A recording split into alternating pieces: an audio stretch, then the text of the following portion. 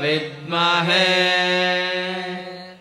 वैद्यराजाय धीमहि तन्नो धन्वन्तरिः प्रचोदयात्। रागादिरोगान् सततानुशक्तान् अशेषकायप्रस्तुतान् अशेषान् औत्सुक्यमोह अरतिदान् जगान् यो ಅಪೂರ್ವ ವೈದ್ಯಾಯ ನಮೋಸ್ತು ತಸ್ಮೈ. ಮನೆ ಮದ್ದಿನ ರೂಪದಲ್ಲಿ ಈರುಳ್ಳಿಯನ್ನು ಯಾವ ರೀತಿ ಉಪಯೋಗಿಸಬಹುದು ಹೇಳಿ ಇಂದು ನೋಡೋಣ.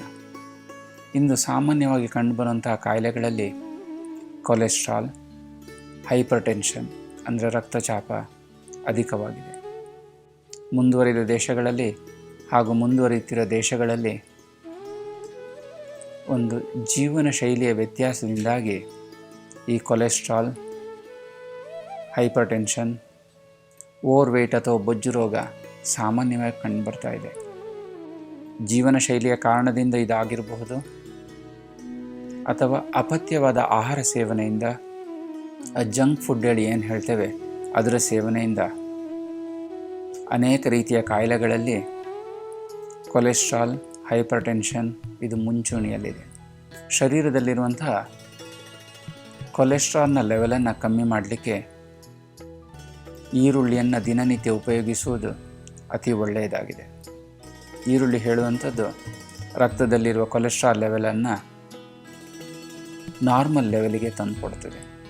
ಪ್ರತಿನಿತ್ಯ ಈರುಳ್ಳಿ ಸೇವನೆಯು ಅತಿ ಅವಶ್ಯಕ ಹಾಗೂ ಉತ್ತಮ ಪರಿಣಾಮಕ್ಕಾಗಿ ಈರುಳ್ಳಿ ಸೇವನೆಯ ಜೊತೆಗೆ ಬೆಳ್ಳುಳ್ಳಿಯನ್ನು ಸಹ ಸೇವಿಸಿದರೆ ಕೊಲೆಸ್ಟ್ರಾಲ್ ಅತಿ ಬೇಗವಾಗಿ ತನ್ನ ಒಂದು ನಾರ್ಮಲ್ ಹಂತಕ್ಕೆ ಬರ್ತದೆ. ತೆಗೆದುಕೊಳ್ಳಿರುತ್ತಿರುವ ಔಷಧಿಗಳ ಜೊತೆಗೆ ಈರುಳ್ಳಿ ಹಾಗೂ ಬೆಳ್ಳುಳ್ಳಿಯನ್ನು ಮನೆಮದ್ದಾಗಿ ಪಥ್ಯದ ರೂಪದಲ್ಲಿ ಉಪಯೋಗಿಸಬಹುದು. ಹೈಪರ್ ಟೆನ್ಷನ್ ಅಥವಾ ರಕ್ತಚಾಪ, ಯುವಾವಸ್ಥೆಯಲ್ಲಿರುವ ಅನೇಕ ವ್ಯಕ್ತಿಗಳು ಈ ಹೈಪರ್ ಟೆನ್ಷನ್ ಅಥವಾ ರಕ್ತಚಾಪಕ್ಕೆ ತುತ್ತಾಗ್ತಾ ಇದ್ದಾರೆ. ತೆಗೆದುಕೊಳ್ಳುವ ಔಷಧಿಯ ಜೊತೆಗೆ ಪಥ್ಯಾಹಾರ ಸೇವನೆಯೂ ಸಹ ಅತಿ ಅವಶ್ಯಕವಾಗಿದೆ. ಈ ಸಂದರ್ಭದಲ್ಲಿ ಈರುಳ್ಳಿಯ ಸೇವನೆಯಿಂದ ಪಥ್ಯವನ್ನು ಒಂದು ಫಾಲೋ ಮಾಡಿದಾಗ ಆಗ್ತದೆ ಹಾಗೂ ರಕ್ತಚಾಪವನ್ನು ನಿಯಂತ್ರಣದಲ್ಲಿಟ್ಕೊಳ್ಳಿಕ್ಕೆ ಸಹಾಯ ಆಗ್ತದೆ. ಈರುಳ್ಳಿಯ ಜೊತೆಗೆ ಇತರ ಆಹಾರ ಪದಾರ್ಥಗಳಲ್ಲಿಯೂ ಸಹ ವ್ಯತ್ಯಾಸವನ್ನು ಮಾಡಿಕೊಳ್ಳುವುದು ಅತಿ ಅವಶ್ಯಕ. ಉಪ್ಪು ಖಾರ ಸೇವನೆ ಕಡಿಮೆ ಮಾಡಿಕೊಳ್ಬೇಕು. ಒಣ ದ್ರಾಕ್ಷಿಯನ್ನು ಜಾಸ್ತಿ ತಗೊಳ್ಬೋದು.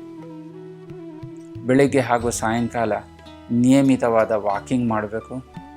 ಸರಿಯಾದ ಸಮಯದಲ್ಲಿ ನಿದ್ದೆ, ಉತ್ತಮ ಪ್ರಮಾಣದಲ್ಲಿ ನಿದ್ದೆಯನ್ನು ಸಹ ಮಾಡುವುದು ಅತಿ ಅವಶ್ಯಕವಾಗಿದೆ. ಅತಿ ಸರ್ವತ್ರಂ ವರ್ಜಯೇತ್. ಯಾವುದೇ ವಸ್ತು ಅತಿ ಒಳ್ಳೆಯದು, ಅತಿ ಅವಶ್ಯಕವೆಂದು ಅತ್ಯಂತ ಪ್ರಮಾಣದಲ್ಲಿ ಅನಿಯಮಿತವಾಗಿ ಉಪಯೋಗಿಸಿದರೆ ಶರೀರಕ್ಕೆ ಅನುಕೂಲವಾಗುವುದಕ್ಕಿಂತಲೂ ಅನಾನುಕೂಲವೇ ಜಾಸ್ತಿ. ಈರುಳ್ಳಿಯು ತಾಮಸ ಗುಣ ಪ್ರಧಾನವನ್ನು ಹೊಂದಿದೆ. ಇದನ್ನು ಅಧಿಕವಾಗಿ ಸೇವಿಸಿದರೆ ವ್ಯಕ್ತಿಯಲ್ಲಿ ತಾಮಸ ಗುಣವು ಅತಿಯಾಗಿ ಸಾತ್ವಿಕ ಗುಣದ ಪ್ರಭಾವ ಕಡಿಮೆ ಆಗ್ತದೆ. ಈ ಕಾರಣದಿಂದಾಗಿಯೇ ಈರುಳ್ಳಿಯ ಅತಿ ಸೇವನೆಯನ್ನು ನಿಷೇಧವನ್ನು ನೀಡಿದ್ದಾರೆ. ಇದಕ್ಕಾಗಿಯೇ ಸಾತ್ವಿಕ ವ್ಯಕ್ತಿಗಳು, ಋಷಿ ಮುನಿಗಳು ಈರುಳ್ಳಿ ಸೇವನೆಯನ್ನು ತ್ಯಜಿಸಿದ್ದಾರೆ. ಇದೇ ರೀತಿ ಬೆಳ್ಳುಳ್ಳಿಯು ಸಹ ಅಧಿಕ ತಾಮಸ ಗುಣವನ್ನು ಉತ್ಪನ್ನ ಮಾಡುವುದರಿಂದ ಬೆಳ್ಳುಳ್ಳಿ ಸೇವನೆಯನ್ನು ಸಹ ನಿಷೇಧಿಸಿದ್ದಾರೆ. ಆರೋಗ್ಯದ ದೃಷ್ಟಿಯಿಂದ, ಆಯುರ್ವೇದ ದೃಷ್ಟಿಯಿಂದ ನಿಯಮಿತವಾದ ಈರುಳ್ಳಿಯ ಸೇವನೆಯು ಅತಿ ಶ್ರೇಷ್ಠ. ಮನೆಮದ್ದಾಗಿ ಹಾಗೂ ವಿವಿಧ ಔಷಧಿ ದ್ರವ್ಯಗಳಲ್ಲಿ ಈರುಳ್ಳಿಯನ್ನು ಪ್ರಮುಖ ಘಟಕವಾಗಿ ಉಪಯೋಗಿಸಿದ್ದಾರೆ. ಆದ್ದರಿಂದ ವಿವೇಚನಾಪೂರ್ವಕವಾಗಿ ಈರುಳ್ಳಿಯನ್ನು ಉಪಯೋಗಿಸುವುದು ಶ್ರೇಷ್ಠ.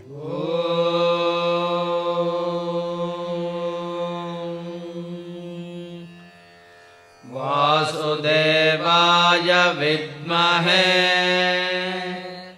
ವೈದ್ಯರಾಜಾಯ ಧೀಮಹಿ